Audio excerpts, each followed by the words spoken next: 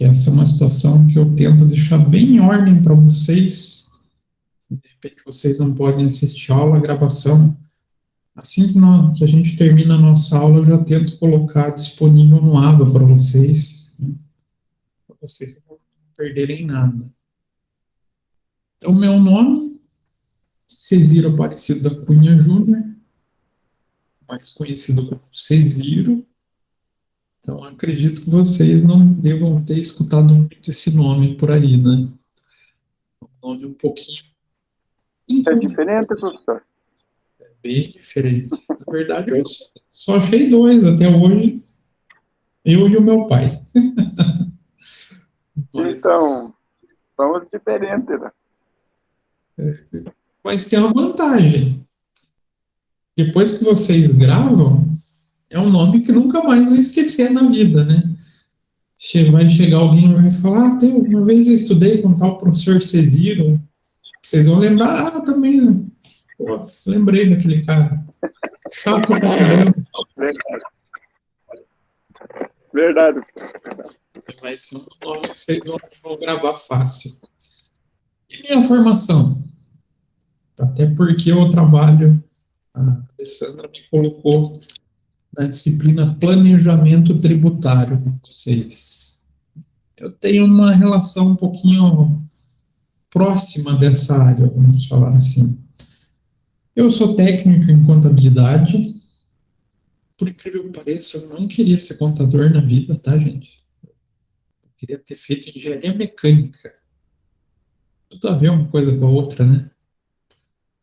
Mas eu estava com medo de não passar no primeiro vestibular. Aí vi que tinha a escola técnica na época. Hoje não existe mais, virou um Instituto Federal. Falei, vou fazer essa tal contabilidade aqui para ver. Gostei. Graças a Deus me encontrei na vida. Aí fiz ciências contábeis. Aí tenho 3 especializações. Uma em gerência contábil. Uma específica em gestão tributária. Então, para vocês verem como a área tributária dá para estudar muito assunto. Dá para fazer pós só sobre ela. E uma sobre controladoria. E em 2018 eu terminei o mestrado em contabilidade. Então já são alguns, na verdade, 21 anos na área contábil. Já trabalhei em empresas como Robert Bosch, antiga LL, Grupo Perkins, essa é um pouquinho menos conhecida, mas é uma empresa de grande porte que trabalha com equipamento de controle de velocidade. O pessoal não gosta muito dela. Empresa que fabrica radar. Então, o pessoal vê um pouquinho meio assim, com um certo receio dela. Mas o foco dela, na verdade, é principalmente a lombada eletrônica. E hoje tenho meu escritório, então trabalho tanto uma área de contabilidade e consultoria e também faço perícia judicial. Então, hoje estou perito judicial de algumas varas cíveis e fazendárias. Então, tanto na área civil quanto tributária, eu acabo atuando também com perícia. E eu deixo aqui os meus contatos. Caso vocês precisem, queiram tirar alguma dúvida, queiram conversar sobre algum problema que vocês tenham durante as aulas, vocês têm total liberdade para entrar em contato comigo, tá, gente? Então, tem o meu e-mail pessoal, Ceziro ACJ, tem o e-mail institucional lá da Andrade, e o meu WhatsApp. Eu não tenho problema com passar o WhatsApp para aluno, eu sei que muito professor tem essa restrição, mas como eu gosto de manter contato com os alunos para que eles se sintam mais à vontade de conversar comigo, de trocar ideia, de fazer pergunta, eu deixo à vontade para vocês. Tranquilo? Tranquilo, professor. Tranquilo. Vocês podem, a hora que precisar, tá certo que se mandar muito tarde, arrisca estar dormindo e não ver. E como bom professor, eu tenho que tomar um Rivotril para dormir, então daí eu apago, aí só no outro dia. Mas eu respondo. Toda mensagem que aluno me manda, eu respondo. Não deixo sem responder.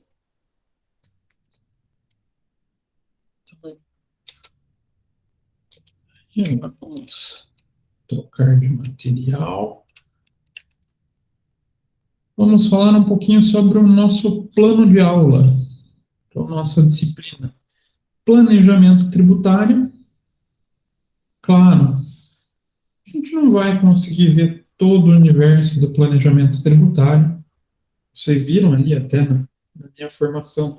É tema que dá para fazer uma pós-graduação inteira sobre o assunto, ou até mais, se duvidar, né? Com o nosso sistema tributário, eu acho que daria para fazer uma graduação completa de tanto assunto que existe de tributação no Brasil, né?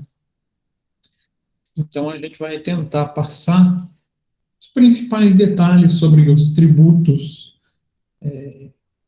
na área empresarial, né? Já que o foco de vocês é se preparar para administrar um negócio. E o que a gente pode perceber de possibilidades desse planejamento tributário. E existem vários caminhos para ser tratado nesse possível planejamento. A lei nos dá várias brechas, várias possibilidades para fazer esse planejamento. Perfil do egresso, essa é aquela parte mais protocolar do professor, então eu acabo passando por ela, não entro muito em detalhes. Eu gosto de vir aqui para o conteúdo programático. O que a gente vai trabalhar efetivamente na disciplina? Então a gente vai retomar, acredito que em direito vocês viram um pouquinho sobre princípios constitucionais do direito tributário, a hierarquia do sistema tributário, os conceitos de tributos, né? Porque tributo é um pouco abrangente, a gente tende a pensar em tributo como um imposto só, né? Mas a gente tem outras modalidades. Então, é bom que a gente entenda cada um deles e suas particularidades. Vamos falar um pouquinho sobre a tributação sobre consumo no Brasil. Essa, do meu ponto de vista, é o grande mal do Brasil, que deixa o pobre mais pobre. E dentro dessa tributação sobre o consumo, a gente vai falar sobre o IPI, sobre ICMS, o ICMS e a substituição tributária, que faz aí uma confusão na vida das empresas. O ISS, ele é um pouquinho mais simples dentro dessa figura dos tributos sobre consumo, mas algumas regiões permitem planejamento tributário. Ah, como assim, professor? Vocês já perceberam que lá na cidade industrial tem uma região que se instala muita empresa de desenvolvimento de software?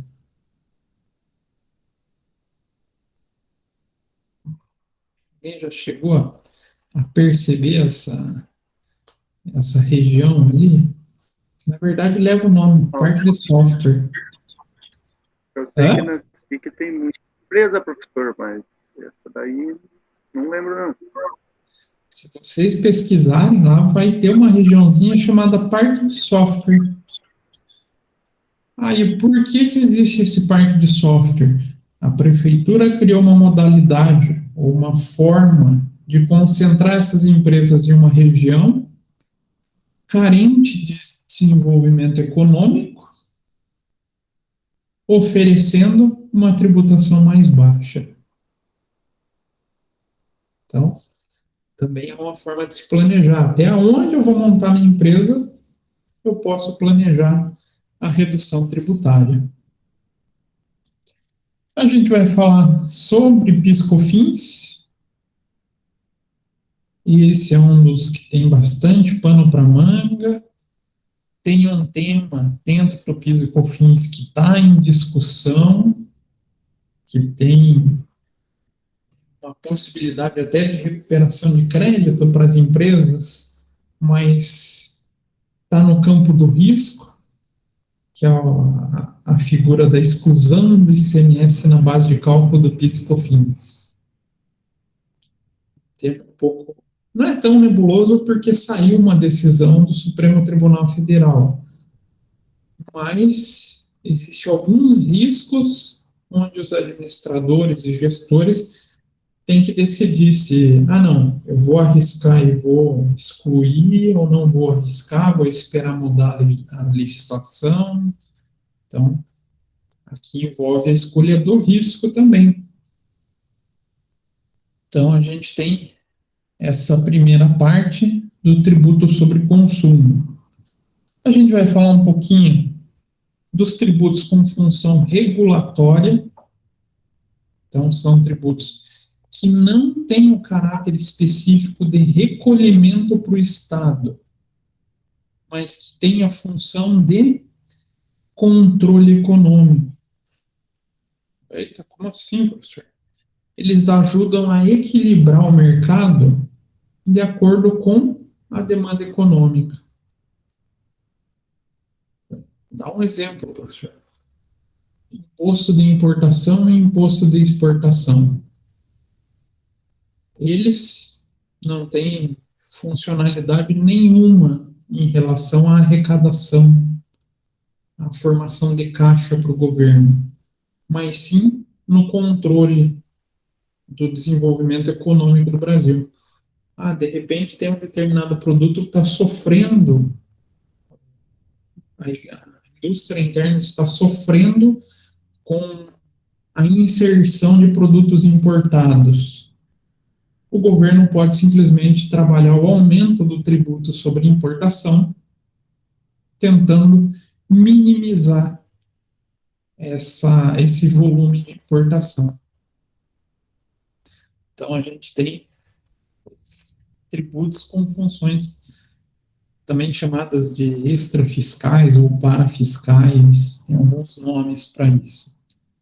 A gente vai falar um pouquinho sobre imposto sobre patrimônio. Eles são um pouco mais rígidos, não tem muita margem de manobra para a gente trabalhar dentro do planejamento tributário. E a gente vai falar sobre tributo sobre o lucro. Aqui está a principal fonte de planejamento tributário. Falar de imposto de renda no Brasil é o que realmente ajuda os empresários a decidir como economizar imposto para o seu próprio negócio, né? Ou com as características do seu negócio. Cada empresa tem as suas características e uma modalidade de tributo sobre o lucro pode ser mais conveniente em relação a outra. Então, a gente vai trabalhar esse assunto, né? Daí falando também das micro e pequenas empresas e um pouquinho sobre empresas imunes e isentas. É estranho, né? Falar empresa imune e isenta dentro do planejamento tributário. Teoricamente, elas são imunes e isentas a imposto, mas elas têm pagamento de contribuições, taxas, então também tem como pensar um pouquinho, também de maneira mais restrita, no planejamento tributário da empresa.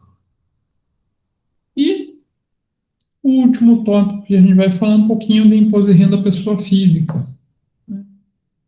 Esse mais trazendo algumas particularidades do imposto de renda pessoa física, que geralmente eu sei que os alunos gostam desse tema, né?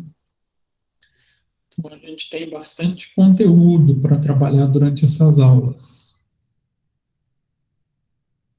E o nosso sistema de avaliação? Como ele será feito? Primeiro bimestre, vocês têm as atividades de frequência. Então, lá no AVA sempre vai ter questão para vocês responderem. Aí eu gosto de uma particularidade. É uma característica bem... Eu sempre tento colocar para vocês questões de concurso. Questões nos moldes que se cobram em concursos. Por quê?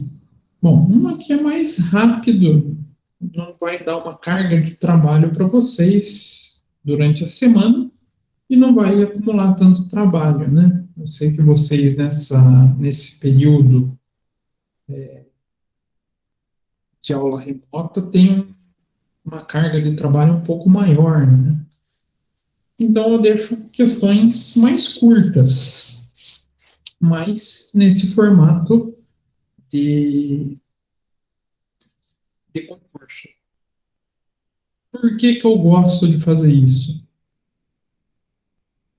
Eu sei que muitos de vocês pensam terminar a graduação e depois tentar um concurso, né?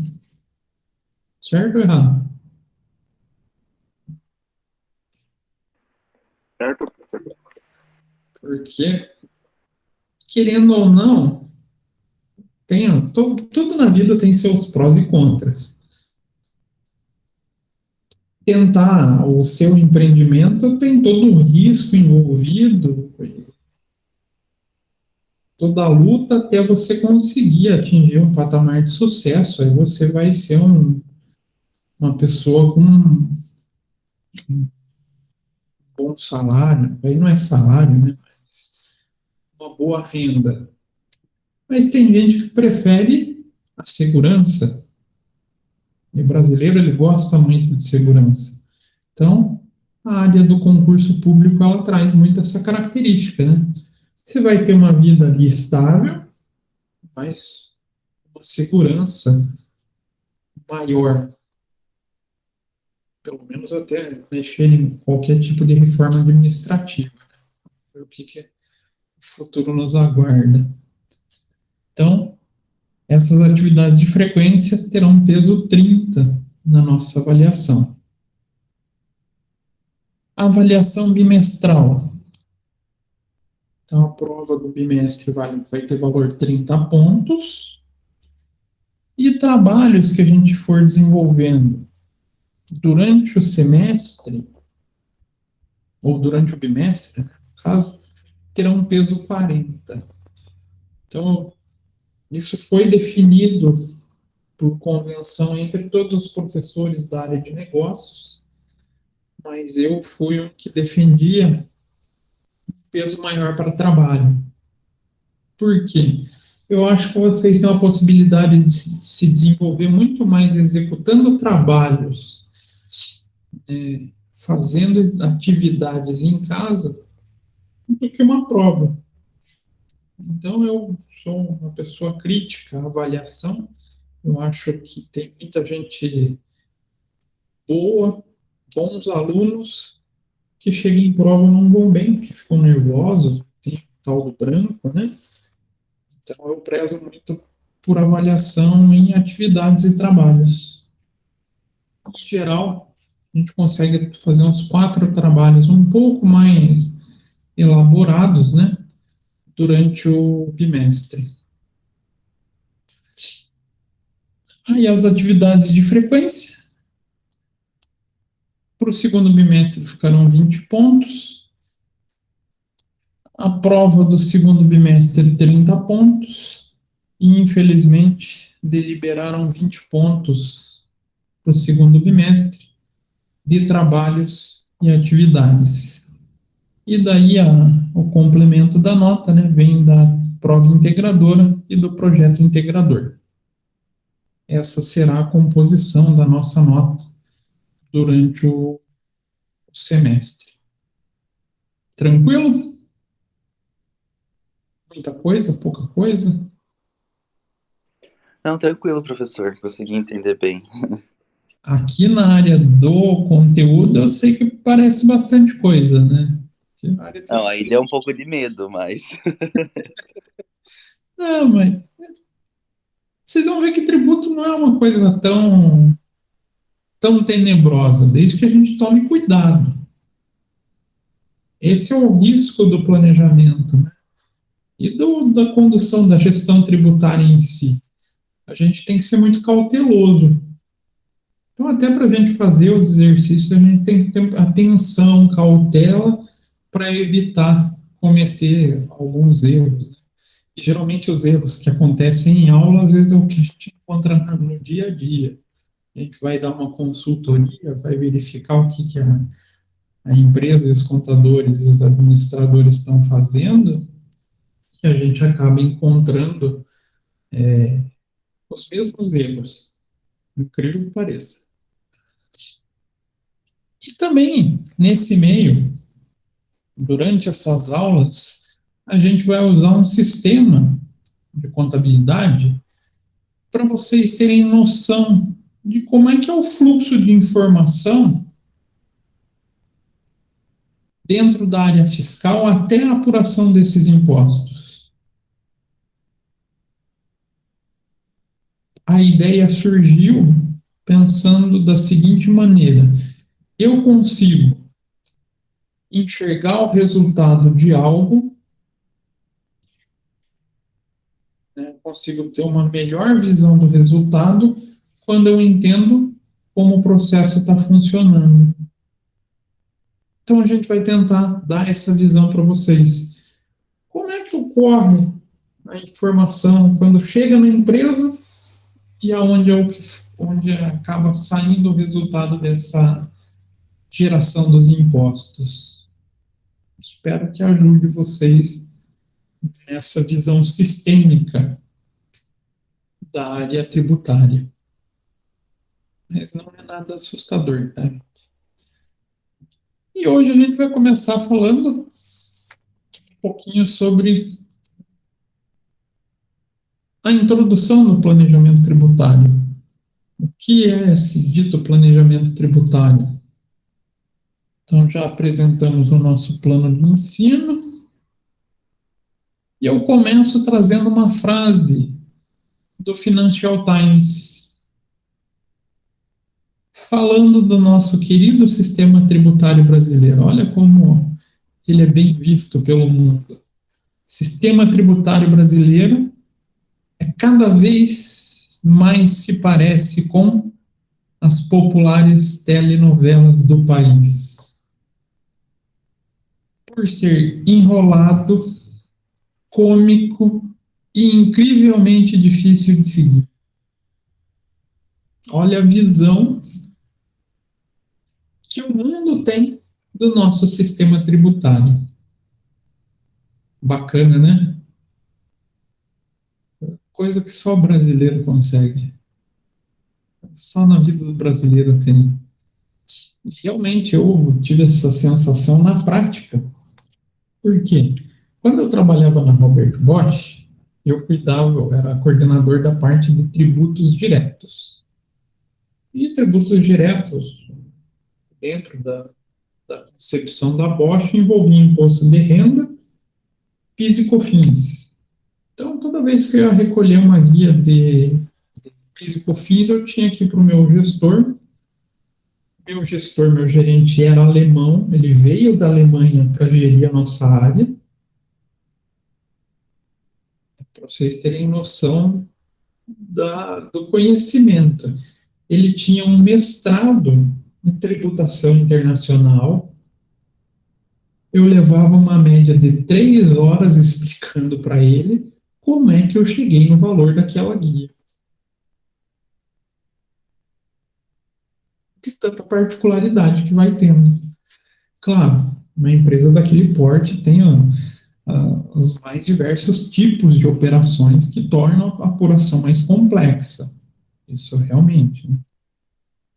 Mas, para quem é de fora do Brasil, eles enxergam dessa maneira, como algo, não vou nem falar cômico, só é tragicômico, né?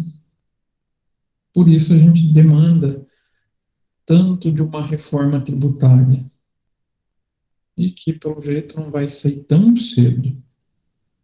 Então, precisamos nos reinventar enquanto profissionais, transformando esses problemas, essas dificuldades, em oportunidades.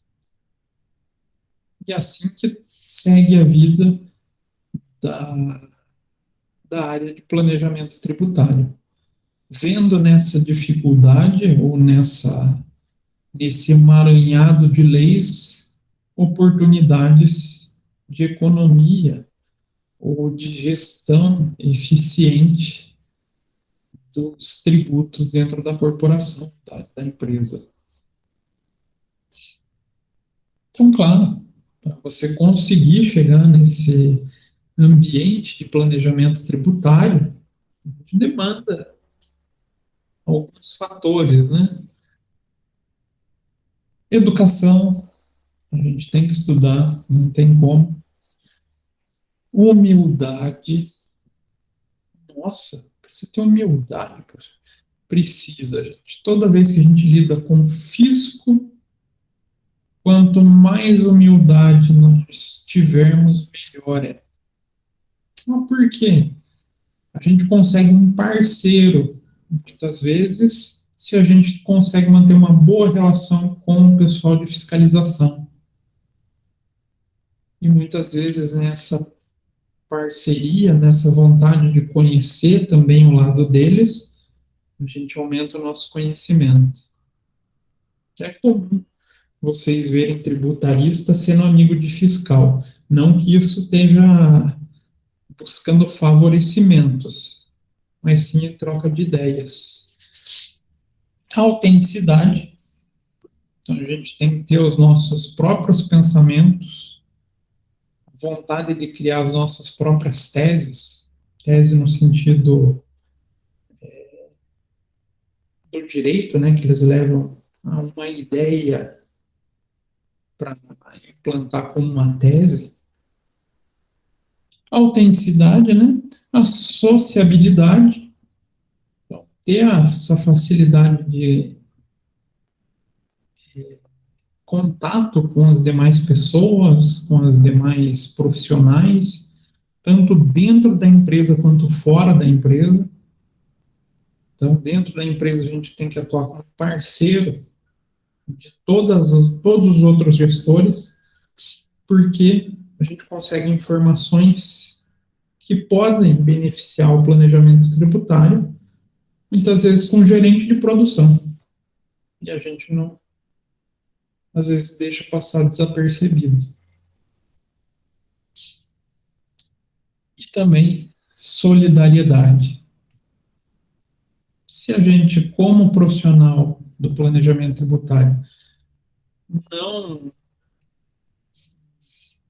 manter um ambiente de solidariedade entre os profissionais, torna esse trabalho um pouco mais difícil.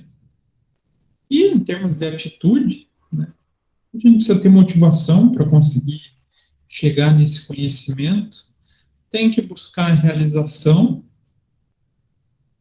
demonstrar atitude para conseguir esse desenvolvimento profissional, claro, desenvolvimento das nossas habilidades, tanto de interpretação quanto de desenvolvimento das ideias. E aqui está o ponto mais peculiar. A gente tem que se manter sempre atualizado. Por quê, professor? Legislação muda muito? Pergunto para vocês. No Brasil, legislação muda muito? O que vocês acham? Todo dia. Todo dia. Isso quando não pega períodos específicos que mudam mais de uma vez por dia. Para vocês terem ideia, eu fiz um levantamento para uma apresentação lá no Instituto Federal no ano passado sobre gestão de escritório na pandemia e eu fui buscar uma pesquisa hoje é a OA3, mas seria a antiga IOB. Eles fizeram uma pesquisa entre o começo da pandemia e junho, nas legislações federais e estaduais. Vocês conseguem imaginar quanta mudança teve? Aí somando, tanto RH quanto tributário. Quantas legislações alteraram durante esse período? Dá para chutar um número, será?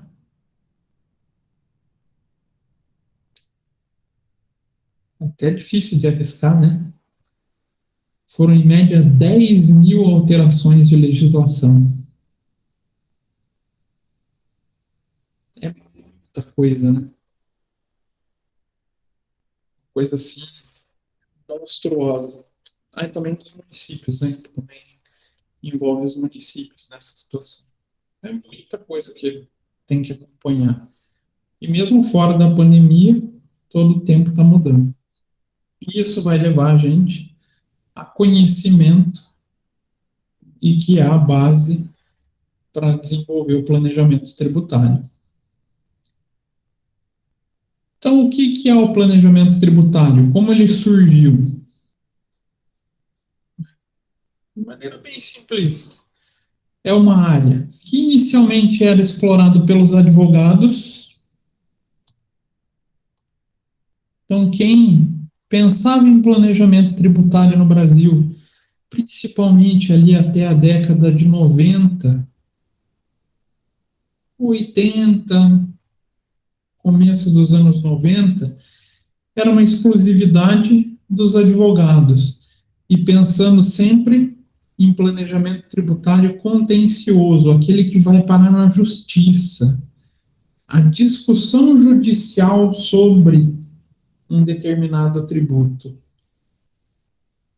Mas a necessidade da evolução econômica fez com que o planejamento tributário sofresse algumas alterações.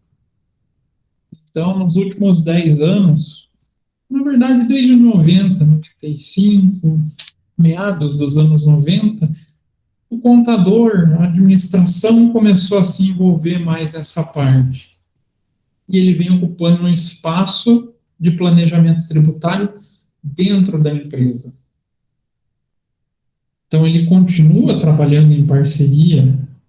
Então, os gestores da empresa continuam demandando dos advogados, mas agora se olha muito mais para a própria empresa buscando oportunidades de planejamento tributário.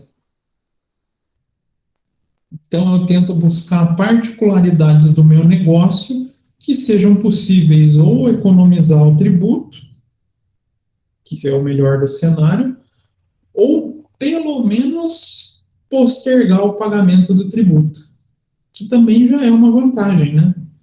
Muita gente não leva em consideração retardar esse pagamento, mas é uma forma de ganho, né? Pensem vocês, se vocês deixarem de pagar esse ano para pagar no fim do ano, vocês aumentam o fluxo de caixa para fazer outras atividades. Né? Vocês conseguem até mesmo investir para rendimento. Então, o cenário do planejamento tributário ele deixou de ser só na esfera judicial e começou a ser trabalhado dentro do ambiente empresarial, pensando no próprio negócio. E com isso, surge resultado mais imediato. A gente consegue resultado mais rápido. Ah, por quê, professor? Aí vem outra característica do Brasil. Disputa judicial é rápida? O nosso judiciário é rápido? O que vocês acham? Não. Não, professor. Nossa, é uma lerdeza sem tamanho. Aí, como perito judicial, às vezes eu pego o processo que já está tramitando há mais de 3.000 dias. 3.000 dias. E às vezes ainda está na primeira instância. Não foi nem para a segunda, piorou quando vai para a terceira instância, que é o Superior Tribunal, né? Então, planejamento tributário só no ambiente contencioso, ele não é muito viável. Ele é viável, mas é de resultado demorado, né? Com isso surge maior valorização dos profissionais que trabalham dentro da contabilidade. A gente fala, eu costumo falar contabilidade, porque, em geral, a área tributária está dentro do setor contábil, mas é uma área que qualquer profissional pode trabalhar, desde que tenha conhecimento sobre tributos.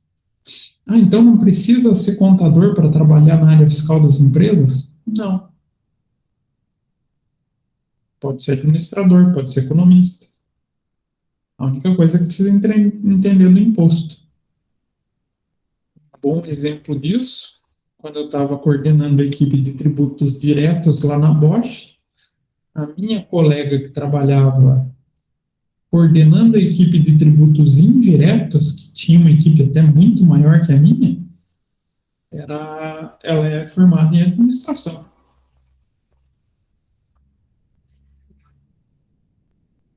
Então, a gente vive no Brasil um momento propício para esse planejamento. Então, buscando olhar para o próprio negócio, olhar como as coisas acontecem no ambiente do meu negócio, para buscar uma gestão mais eficaz. E, com isso, uma gestão tributária mais eficaz. Que é algo bem trabalhoso, né? Exige dedicação dos empresários, né? E pior que o empresário, ele não gosta de estudar tributo. Infelizmente. Mas é importante, né? É importante porque a gente vive naquele, igual o Financial Times falou, naquela telenovela, né, de tributária. E o que é o planejamento tributário? Qual que é o conceito de planejamento tributário? O conceito nada mais é do que a forma lícita de reduzir a carga fiscal. Aqui tem uma palavrinha muito perigosa, porque para fazer o planejamento tributário a gente fica muito próximo de uma linha que separa o lícito do ilícito. Por quê, professor? O lícito é aproveitar as brechas da lei. E a gente tem que tomar cuidado para não cair no ilícito, que são os fatos ou as operações que a lei proíbe. Então, a gente está muito próximo dessa linha. E o profissional tem que estar muito atento, tem que tomar muito cuidado para não ultrapassar essa fronteira. Então, nada mais é o planejamento tributário de buscar reduzir essa carga tributária dentro da lei. E exige, então, alta performance desses profissionais. Alta performance é estudar, desenvolver, buscar conhecimento. Então, buscar muito conhecimento técnico para a decisão estratégica nesse ambiente corporativo que a gente vive. Então, consiste em visualizar nos invisíveis as grandes oportunidades para as atividades da empresa ou para o negócio da empresa. Como assim buscar visualizar no invisível? Ficou estranha essa frase, não ficou?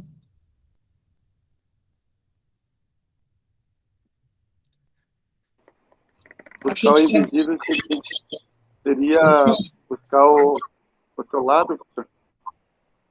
Desculpa, eu não compreendi. Repete, deu uma...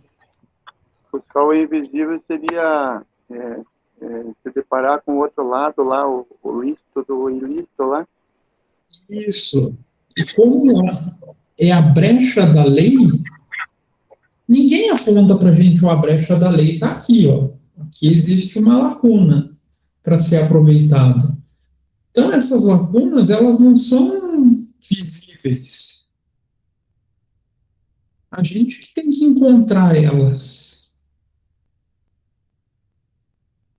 e aproveitar delas para ganhar na apuração dos tributos e na gestão dos tributos. E não se preocupem, legislação no Brasil é cheio de brechas. Por quê? Só a gente pensar quem que participa tanto do Congresso quanto do Senado. Tem lá seus advogados, tem seus profissionais gabaritados, mas a gente vai encontrar algumas pérolas lá dentro, né? Hoje lá o Frota. Não é um cara que tem o maior conhecimento do mundo sobre o direito tributário. Quando surgem propostas, elas vêm carregadas de falhas. Por mais que passe por comitês para avaliação, surgem falhas. E está nessas falhas a nossa oportunidade de visualizar a economia do tributo. Então, por isso, o visualizar no invisível. Então, o planejamento tributário possui caráter preventivo e se desenvolve dentro da estrita legalidade. Então, a gente trabalha pensando nessas brechas, mas sem ultrapassar a fronteira do que é permitido pela lei, ou do que é omisso pela lei. Então, não existe fórmula pronta de planejamento tributário. Cada empresa tem suas particularidades, cada empresa tem as suas operações típicas, e com elas a gente pode fazer o estudo e assim desenvolver o planejamento tributário. Então, cada caso requer um planejamento específico, particularizado. Então, não existe receita de bolo para planejamento tributário? Não. Existe até algumas dicas, né, quando a gente fala nesse ambiente solidário, de possíveis formas de planejamento tributário. Mas eu vou sempre ter que olhar para cada empresa e ver se eu posso aplicar nessa situação ou não, nessa empresa ou não. Porque cada empresa é única, não é? Por mais que a gente pegue empresas que sejam concorrentes do mesmo setor, cada uma vai ter particularidade dentro da sua forma de atuação. Cada um faz as suas escolhas de como transformar o seu negócio, como colocar em prática o seu negócio, e aí que a gente enxerga se para aquela empresa é possível ou não. E qual a finalidade do planejamento tributário? O primeiro e o mais visado é evitar a tributação, ou seja, evitar a incidência de um fato gerador de imposto. Achar maneiras de formatar uma operação a ponto de não precisar recolher aquele imposto. Esse é o sonho de consumo, evitar o fato gerador de um tributo. Não conseguir. Outra forma, reduzir o montante do imposto. Às vezes, pequenas alterações, a gente consegue diminuir a alíquota e a base de cálculo do imposto. Bom exemplo. Vocês já viram que está vindo muito carro de segmento médio para segmento mais luxuoso com motor 1.0? Carros que antigamente a gente via vindo com motor 1.8, para falar que eram potentes. Agora, igual o Polo. Quem compraria um Polo 1.0 pensando lá na década de 2000? Era uma bomba, né? E hoje a gente tem o Polo 1.0, que é um foguetinho. Mas por que eles fizeram tanta alteração buscando 1.0? Alguém arrisca falar?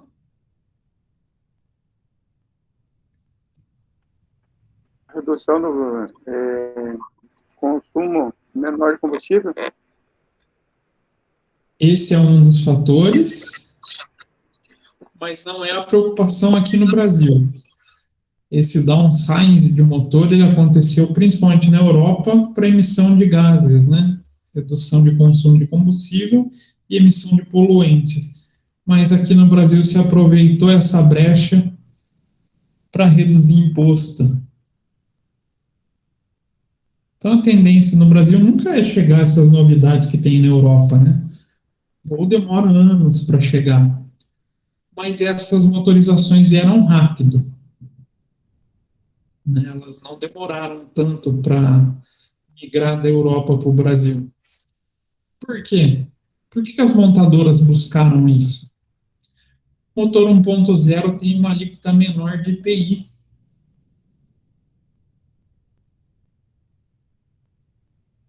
Então eu deixo de produzir o meu carro com motor 1.8, trago aquela tecnologia, vou poder me aproveitar da redução do IPI e ainda vou poder aproveitar e fazer a propaganda sobre é um carro mais econômico e com menor potencial de poluição ambiental. Olha como uniu as operações, né? Eu trouxe algo que me permite a propaganda, mas também eu trouxe algo que me permite pagar menos imposto. Então, existem pensamentos, às vezes até com a mudança sobre o produto, para reduzir a base de cálculo. E o que é menos valorizado pelo empresário, mas é benéfico também para a empresa, retardar o pagamento do imposto. Deixar de pagar aquilo que normalmente eu pagaria agora para pagar em períodos futuros. Isso me possibilita geração de fluxo de caixa, controle do fluxo de caixa. Mas esse é um pouquinho menos valorizado. Esses dois aqui é o que os donos de empresa adoram, né? Ninguém quer ficar pagando tributo. Então, essas são as finalidades do planejamento tributário, da ação do planejamento tributário. É uma tarefa fácil? Não. preciso conhecer quem? Além de toda a legislação tributária, o ambiente que eu vou estar atuando. Senão eu não consigo fazer esse tipo de trabalho. E daí a gente tem que tomar cuidado para ficar nesse setor, né? Então, dentro do planejamento tributário, a gente tem que conhecer essas duas palavrinhas: elisão fiscal de evasão fiscal. O profissional do planejamento tributário sempre trabalha dentro da elisão fiscal, que é o quê? Todas as condutas lícitas, não simuladas e anteriores ao fato gerador. Ou seja, tudo aquilo que a lei me permite fazer. Ou, melhor, tudo aquilo que a lei não me proíbe de fazer.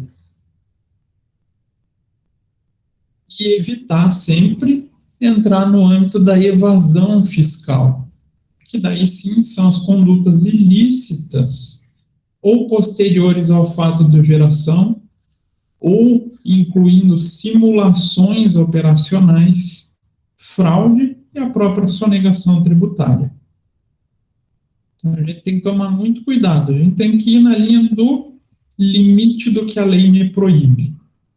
Se a lei me proibir, eu saio da elisão e passo para o cenário nebuloso da evasão fiscal.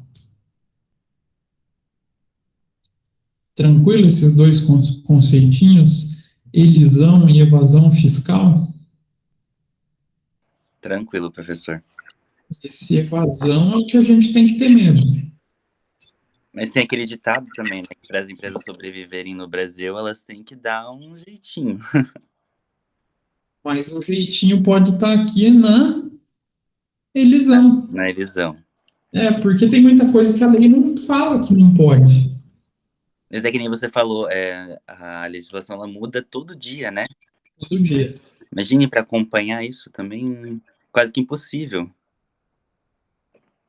A gente tem que se aproveitar de consultoria, né? Tem gente que tem empresas especializadas em acompanhar as mudanças e fornecer o que interessa para o nosso negócio. Então, é sempre bom assinar aqueles newsletters de consultorias tributárias que vocês vão recebendo no próprio e-mail. O que está mudando de legislação? O que saiu desses últimos dias que está entrando em vigor? E daí a gente vai mantendo essa atualização. Mas é trabalhoso, demanda realmente estudo, tem que gostar da área também do direito, né? Que ler lei nem sempre é algo tão amigável, se falar assim. Então, E a legislação, às vezes, olha, é dolorido. Mas aí a culpa é do nosso legislador, que muitas vezes não tem qualidade na montagem dessas leis. E o pior, no Brasil a gente tem normas, ou uma norma anti-elisiva, que dá uma certa liberdade para o agente fiscal em determinar práticas de simulação ou de evasão fiscal. Então, a gente tem que deixar tudo muito bem documentado para, caso seja autuado, a gente conseguir a defesa, tanto a defesa administrativa quanto a judicial. Então, é comum, às vezes, a gente tomar uma determinada decisão, ela ter a brecha da lei, chega o fiscal da Receita Federal e fala, não, isso não pode. O Código Tributário, infelizmente, ele tem um artigo que dá essa ferramenta para o agente fiscal, mas passível de defesa. Então, essa norma antilisiva alcança os atos praticados com simulação ou fraude. Ou que se prestem a ocultar fato gerador já ocorrido, então já punido pela legislação anterior. Mas essa norma não alcança operações praticadas que estejam dentro da observação da lei. Por isso, existe a possibilidade de defesa.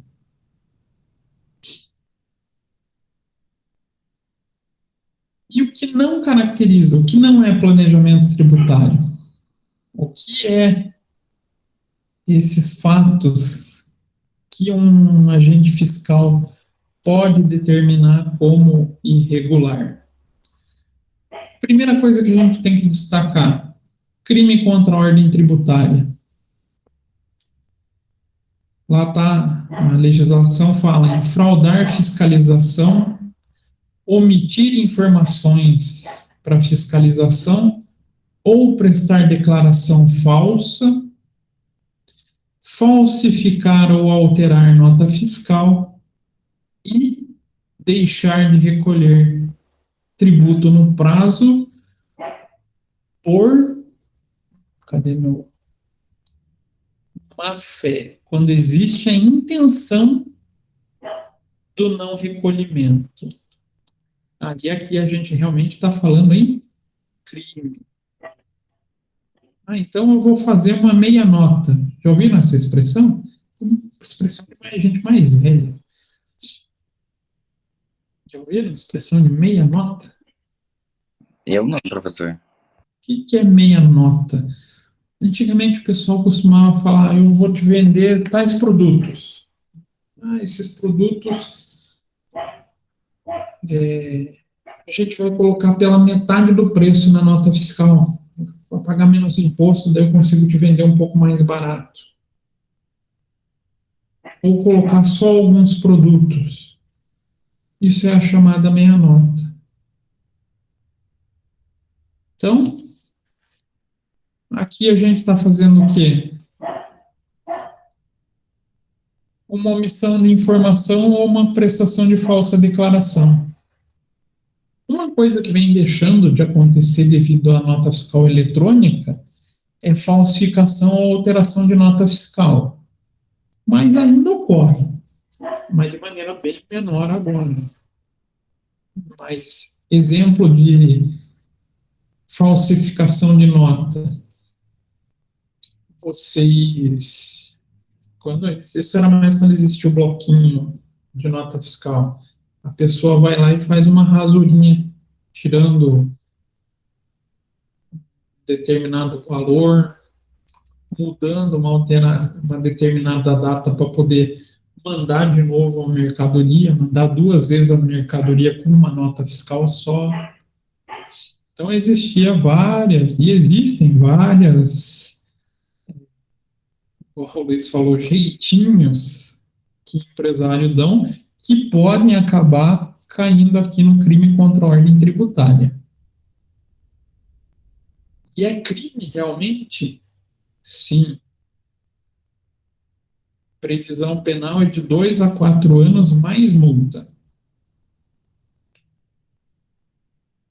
Tem que tomar um certo cuidado, porque às vezes, mas a gente não vê empresário sendo preso. Realmente, infelizmente no Brasil não tem espaço para todo mundo, mas fica na ficha da pessoa, ela vai acabar revertendo para prestação de serviço para a comunidade, alguma penalidade acaba sofrendo. Salvo quando você acumula vários fatores, aí você consegue atingir o patamar que você consiga ser preso, né? Que daí entra aquela figura dos 8 anos para poder cumprir a pena em reclusão. Então, a primeira coisa que a gente tem o crime contra a ordem tributária. A gente pode falar também da sonegação fiscal. É uma ação ou omissão dolosa, então a gente tem a intenção dessa ação de impedir ou retardar total ou parcialmente o conhecimento do fisco de um fato ocorrido ou da natureza do fato. Tem muita gente que faz isso daqui no próprio imposto de renda à pessoa física. Está sonegando e está correndo risco. A pessoa foi lá e arrumou um recibo médico, então, recibo frio. Foi lá e colocou na declaração de imposto de renda. Ele está praticando uma sonegação fiscal, não está? Ele fez uma omissão dolosa, ou uma ação dolosa, ali não é uma omissão, para tentar impedir a tributação. Pode cair aqui e, por consequência, está sendo enquadrado em um crime contra a ordem tributária. Se fosse prender todo mundo que faz isso, o Brasil não tinha mais espaço, não tinha mais gente na rua, né? Vamos falar assim, mas a gente vê muito. Aí, claro, a gente vê operações da Receita e Polícia Federal quando é grupo especializado nisso. Infelizmente, a gente tem grupos que se especializam em fraudar o imposto de renda à pessoa física. Aí dá cana mesmo. E também a gente tem a figura da simulação. Então, lá no artigo 102 do Código Civil, transmissão de direitos a pessoas diversas, falsa declaração e confissão, registro de data divergente de ocorrência de fatos ou de atos, intenção de prejudicar terceiros ou violar dispositivos legais. Eu trago uma operação com uma aparência que, na verdade, é outra. Há um exemplo. A legislação permite que as empresas façam remessa para demonstração. O que é isso? Eu pegar o meu material, vou mandar para um cliente no Rio Grande do Sul, São Paulo, para que ele veja o meu produto e decida, não, eu vou comprar ou eu não vou comprar. E tem muita empresa, muita não, né? Tem empresas que acabam fazendo essa operação, quando chega lá no cliente, ele cancela a nota e faz a venda por fora, né? A venda sem documento fiscal. Ele fez uma simulação. Opa, também pode me parar aqui no crime contra a ordem tributária. O abuso de forma e negócio jurídico indireto. Então, a organização empresarial. Então, aí envolve na estrutura empresarial como forma única e exclusivamente de deixar de recolher imposto. Geralmente, aí a gente tem os casos de fraude com montantes extremamente significativos de valores. E aqui é o que acontece mais recorrente no dia a dia das empresas: distribuição disfarçada de lucro. Também é um crime. Como assim, professor? O empresário começa a pegar e pagar todos as suas despesas com o dinheiro da empresa. Vocês já devem ter visto isso em algum lugar, né? Vai viajar, a empresa paga tudo. E contabiliza na empresa. O sócio quer comprar alguma coisa na padaria da esquina, vai lá no caixa e pega R$100. Tudo isso é distribuição disfarçada de lucro. Diminui a base de cálculo do imposto de renda da pessoa jurídica e acaba sonegando o imposto. E daí, como isso é previsto em lei, que o sócio não pode fazer essas retiradas, né? E deduzir da base de cálculo do imposto de renda, ele também está incorrendo no crime contra a ordem tributária. Então, a gente tem que tomar muito cuidado nesse ponto de ver o que a lei proíbe a gente de fazer. Se for proibido, a gente está incorrendo não na elisão, mas passando para a evasão tributária e indo aqui para o crime contra a ordem tributária. E aqui eu trouxe algumas tipificações de crime tributário. Primeiro, sonegação. Diminuição ou omissão de receita que acarreta no não pagamento ou pagamento parcial de imposto. Maior exemplo, venda de mercadoria sem nota fiscal. Tem no Brasil isso? É o que mais tem. E a gente encontra, mas está errado, é um crime.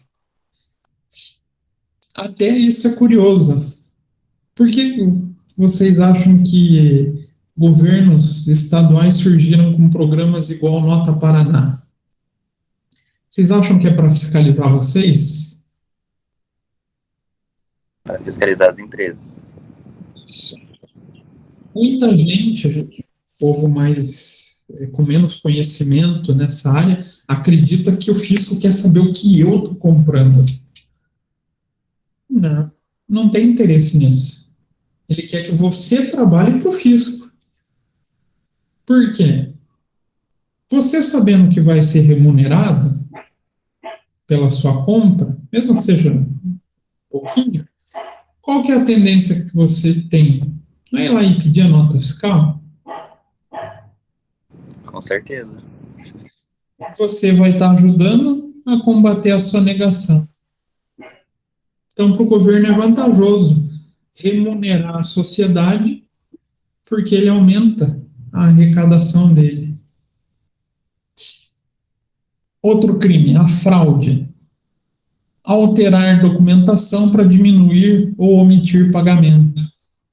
Então, alteração de dados contábeis, dados de balanço, dados de nota fiscal, para, em vez de pagar 2x, conseguir diminuir para x. Alteração de modo intencional.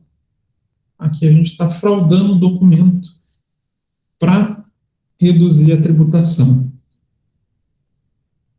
Outro possível crime, a simulação. Simulação ou conluio. Participação de 2 ou mais agentes que simulam atos irreais. Igual eu falei lá da remessa para demonstração. Chega lá, o cara cancela a nota. Ou aqui, a venda de um imóvel de uma empresa a sócios, por preço menor que o mercado. Então, pode cair também na distribuição disfarçada de lucro. Eu simulo uma operação de venda que não condiz com a realidade. Outro crime, contrabando.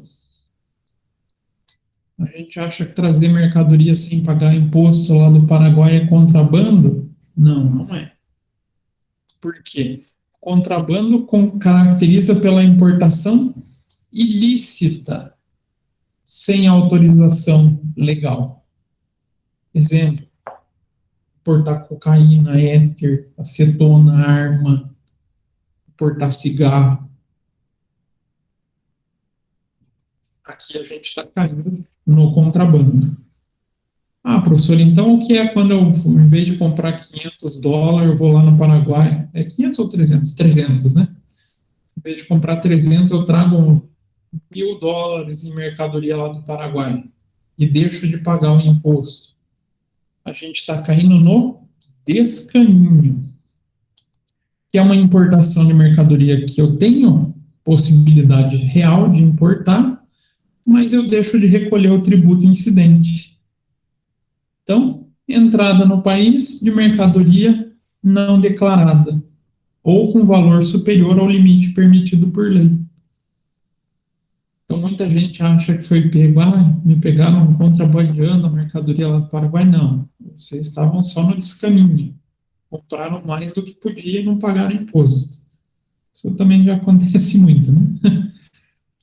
Mas é diferente uma situação de outra quando a gente vai tipificar criminalmente. Outra possibilidade, depositar infiel ou apropriação indébita. Aqui, gente, pode acontecer nas empresas com os funcionários e o proprietário e pode ser caracterizado como crime. Omissão do repasse ao agente arrecadador de tributos já descontados de terceiro. Então, exemplo, recolhimento do imposto de renda retido na fonte, INSS descontado de salário, IPI, ICMS, tudo isso é descontado de terceiro e que, se deixado de recolher aos cofres públicos, a gente está fazendo uma apropriação indébita de valores. Infelizmente, tem empresa que acaba descontando o INSS dos funcionários e não faz o recolhimento para o governo. Ou faz o recolhimento do imposto de renda que foi descontado no limite. E o dolo em geral. Má fé. Intenção do agente de causar lesão ao fisco. Quando a gente preenche as declarações, aí tanto pessoa física ou jurídica, com erros intencionais, tentando diminuir o recolhimento do imposto. Muitas vezes o dolo em geral pode não ser enquadrado criminalmente, mas pode gerar uma punição maior em termos de administração fazendária. Exemplo, vocês preencheram a declaração de imposto de renda e colocaram uma despesa com educação maior do que vocês pagaram. Pode ser só um erro. Se for só um erro, a multa que o fiscal aplica é de 75% em relação ao valor que você deixou de recolher. Se ele entende que você fez isso com intenção de diminuir, ou seja, foi um ato premeditado, a multa já sai de 75%, vai para 150%. Punição mais pesadinha, né? Mais dolorida na vida da pessoa. E se você ainda causar a dificuldade, ou seja, tentar dificultar o processo fiscalizatório, a multa pode ainda ser multiplicada e acabar indo para 225% do valor de tributo não recolhido. Então, a legislação também tem suas previsões para combater esse tipo de ato ilegal. E dentro dessas responsabilidades, a gente pode ter a caracterização desse criminal e não criminal. Então, eu errei sem o dolo. Então, a gente vai entrar aqui no não criminal. Responsabilidades por débitos fiscais legais, oriundo de pagamento de tributos declarados ou erros que não foram por intenção, ele é considerado transferível nos casos previstos em lei. Então, está lá no artigo 128 e 135 do Código Tributário Nacional. Ou seja, eu, agente causador do erro, não sou penalizado criminalmente e a infração ela fica pertencendo à empresa. Ou seja, se eu depois vender a empresa ou repassar para um terceiro, o débito vai junto com a empresa. Então, passa a ser devido para o novo proprietário dela. Já se for algo intencional, algo pensado, a gente entra nas infrações de natureza criminal. Aí, essa vai te acompanhar para o resto da vida. Então, a responsabilidade torna-se pessoal e intransferível quando o agente investigador ou o agente público consegue provar a intenção do contribuinte de emitir ou diminuir pagamentos de tributos, valendo de qualquer ferramenta que modifique a verdade sobre os fatos que aconteceram na operação. Aí você pode tentar vender a empresa, pode tentar colocar no nome de laranja. Não se preocupe, isso vai acompanhar você, o seu CPF, para o resto da vida, para a sua ficha criminal. Então a gente tem que ter muito cuidado. Esses fatos aqui podem acontecer, às vezes alguma desatenção ou descuido durante a gestão da empresa, a gente pode ocasionar o recolhimento errôneo de impostos, mas eles são de natureza não criminal. Mas se você fizer de ato pensado, com a real intenção de não pagar o imposto, aí você está com um problema, você criou um contencioso tanto tributário quanto criminal para o resto da sua vida. Isso tem implicação na minha vida financeira? Sim, você vai responder com os seus bens pessoa física. Aí que é o problema, né?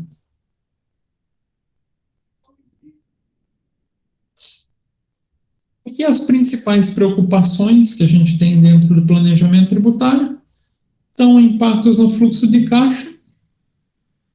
Então, tentar minimizar o impacto do imposto dentro do fluxo de caixa. O risco envolvido. Então, a gente tem que ter conhecimento sobre o risco que a gente está correndo em fazer uma determinada operação ou não. Um exemplo que eu tinha comentado anteriormente. A exclusão do ICMS na base de cálculo do PIS e COFINS. Já existe uma decisão do STF indicando, você pode excluir, mas a legislação não mudou. Então, o agente fiscal pode te autuar, teoricamente, né? Eles não estão acostumados a fazer isso. Então, você sabe que você vai estar fazendo algo que não está, ou que, na verdade, está vedado por uma lei, mas que já existe uma decisão do Supremo Tribunal indicando, não, você pode fazer.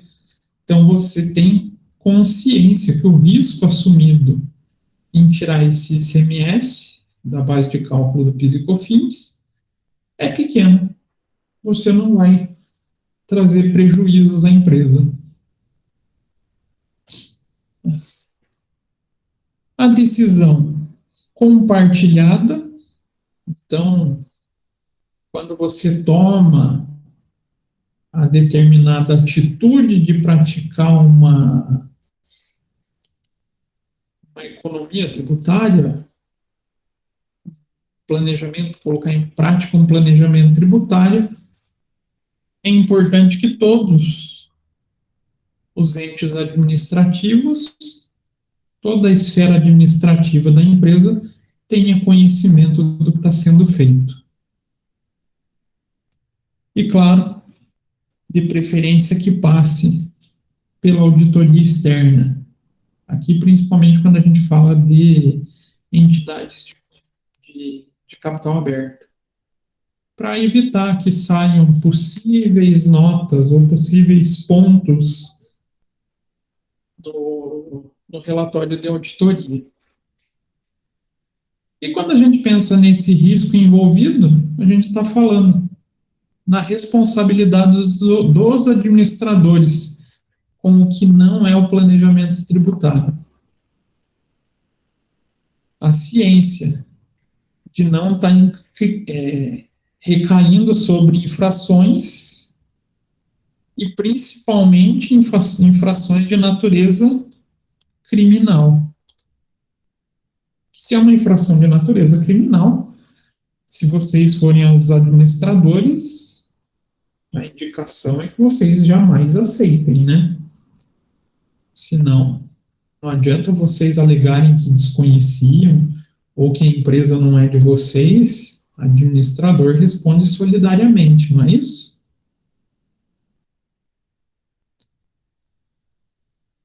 Responsabilidade por sucessão. Então, daí vem a figura aqui das infrações não criminais. Então, vai sobrar para quem comprar a empresa ou para possíveis herdeiros, né? E analisar se o benefício que eu vou ter implantando o planejamento tributário vai me trazer um retorno aceitável em relação ao risco que eu aceito correr. Porque às vezes eu faço um planejamento e às vezes eu vou ter que demandar de uma defesa judicial. Se o risco for, o retorno for vantajoso em relação a esse processo, eu posso implantar sem problema nenhum, né, com o aval da área jurídica sobre a possibilidade de se defender, a gente acaba assumindo o risco e implantando o planejamento tributário. E a gente fala um pouquinho sobre o direito de fazer planejamento tributário. Então, isso é visto no mundo inteiro como uma possibilidade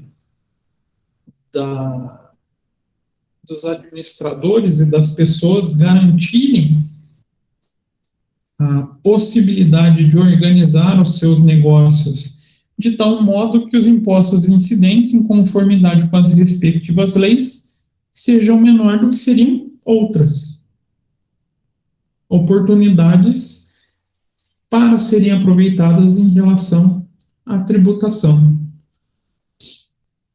Então, se ele conseguir ajustar, a administração, né, conseguir ajustar para obter esse resultado, não pode ser compelido a pagar imposto maior, mesmo se a capacidade investida não agradar aos fiscais da Receita ou aos seus colegas contribuintes. Estando dentro da lei, todo e qualquer administrador tem o seu direito de exercer a economia tributária. Ah, professor, mas o autor dessas frases é lá da Inglaterra. A gente traz a nossa legislação.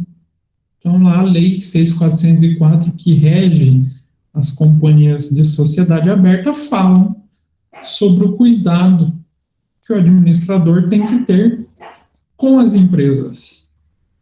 Então, o administrador da companhia deve empregar,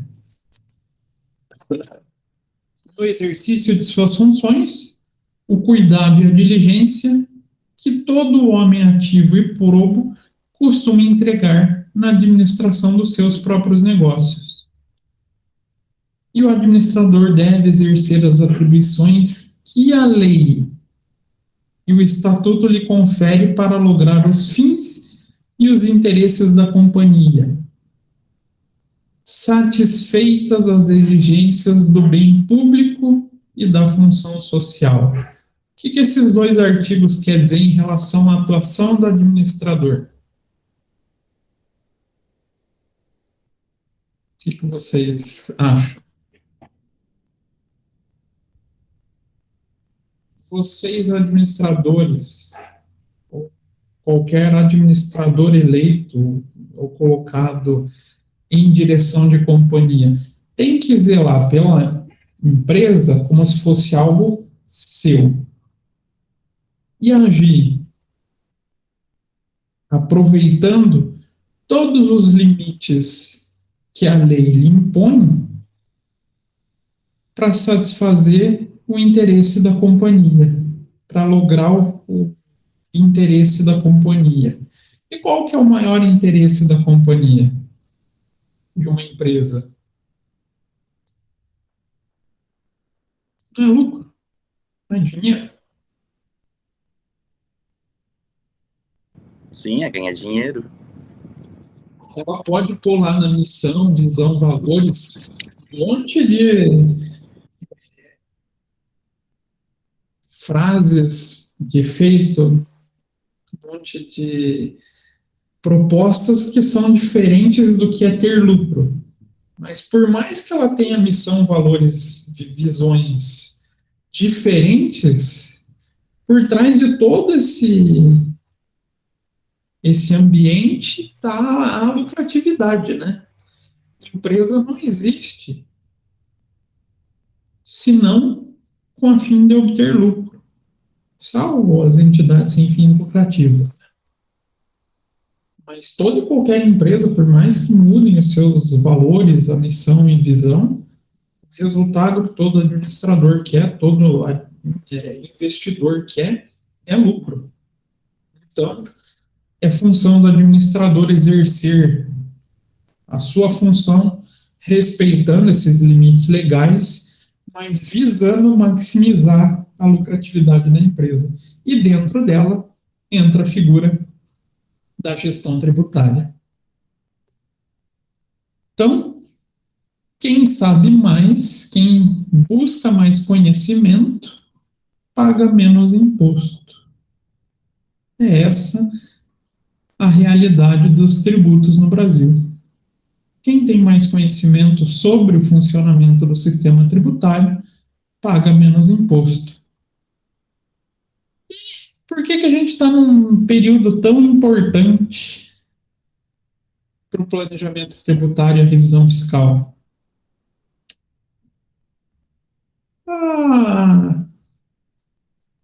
O cenário econômico está fácil, as empresas estão tendo facilidade nas suas operações.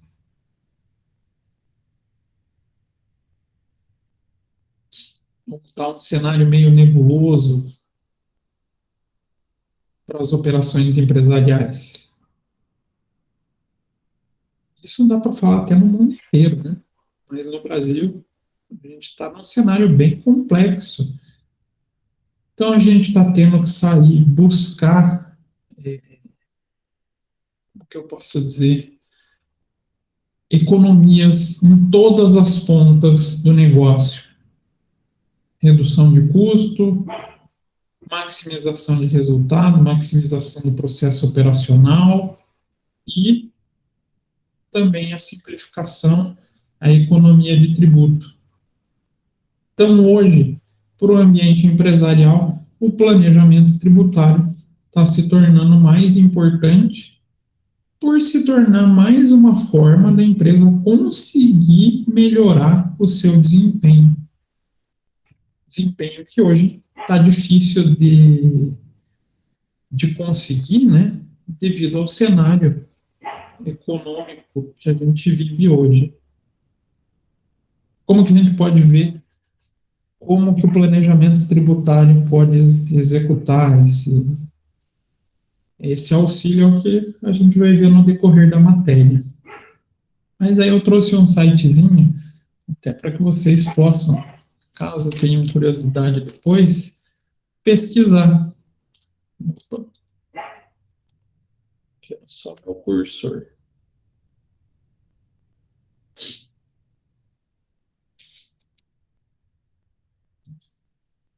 Esse site. Impostômetro, já ouviram falar nele? Já, professor. Já sim. Ele tem um lá no centro, não tem um painel que fica rodando? Tem lá na associação comercial. Olha como que a arrecadação é meio rapidinha, né? Começo do ano até agora, só foi arrecadado 1,5 trilhão de imposto. E aqui dá para vocês terem noção. Como é que é essa arrecadação? Eu quero saber do meu município, como é que está? Vamos ver como é que está Curitiba. Será que é um município que está arrecadando muito? Não está?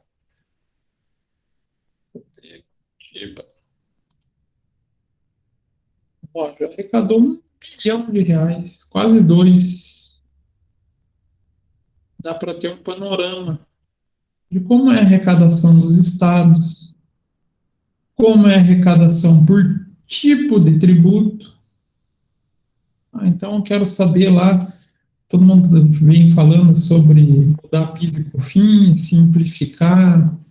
Quanto que se arrecadou de COFINS nesse ano? 1,5 bilhão. Isso faz diferença para os cofres públicos? Só esse imposto? Ah, então dá para vocês destrincharem aqui, estadual, municipal, como é que está a arrecadação. E aqui entender como é que é a composição dessa arrecadação. Lembram para vocês que eu falei sobre os impostos sobre consumo? Ele é o que mais onera a nossa vida. Por quê? Olha quem que mais arrecada no nosso consumo. ICMS. E qualquer compra que vocês fazem em qualquer loja, qualquer mercado, o que vocês vão estar pagando no meio da compra de vocês? ICMS. A carga de IPI é muito menor, ISS é menor. Eu quero conhecer sobre a renda. Olha a pancada que é o imposto de renda em relação aos outros tributos. Então, aqui a gente consegue também ter um panorama. O que será que são os impostos que a gente pode priorizar dentro desse planejamento tributário? Então, a gente sabe, ICMS é um tema que brilha aos olhos das empresas. Falando de renda, é um imposto de renda. E é o que mais dá margem para manobra. Manobra que eu digo, planejamento, né? Comércio exterior. Olha que curioso.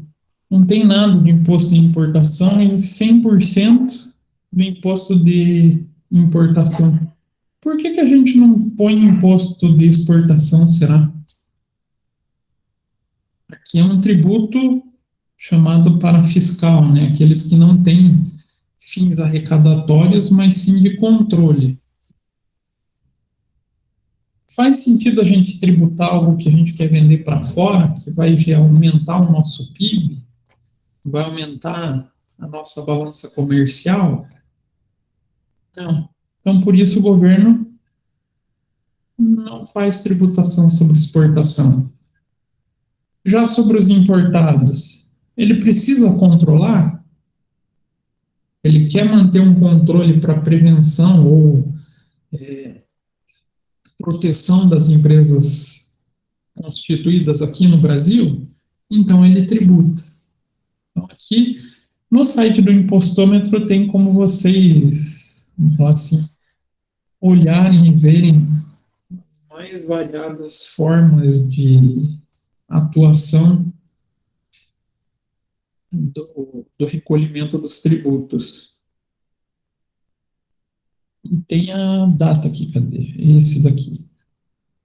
Esse é o que afeta a nossa vida. Olha quanto tempo a gente trabalha para pagamento de imposto. Caiu um pouquinho, né? Mas 151 dias em média a gente utiliza da nossa mão de obra para pagar imposto. É muita coisa, gente? Pouca coisa? R$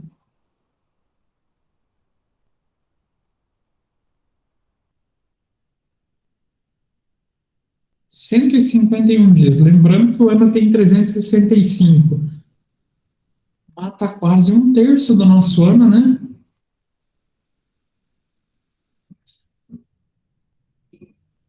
Aqui a gente consegue compreender por que se fala tanto em reforma tributária, né?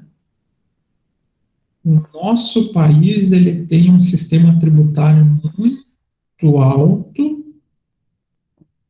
Ele é um país que onera muito a sua população, e o triste é esse reflexo aqui do lado.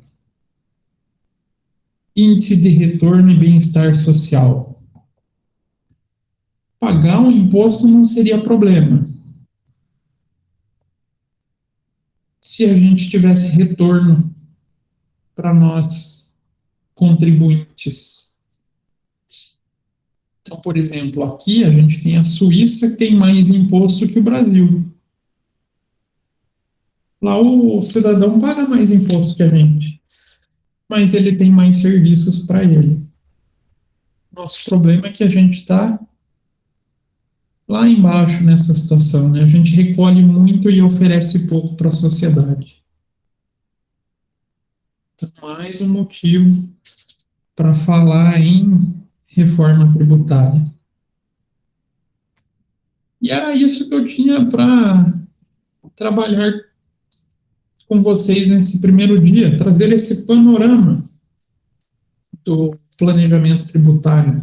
O que é o planejamento tributário, os limites, até onde a gente pode ir, até onde a gente não pode ir, para efetivamente a gente começar a falar de como se fazer planejamento tributário. Ficaram com alguma dúvida, alguma pergunta?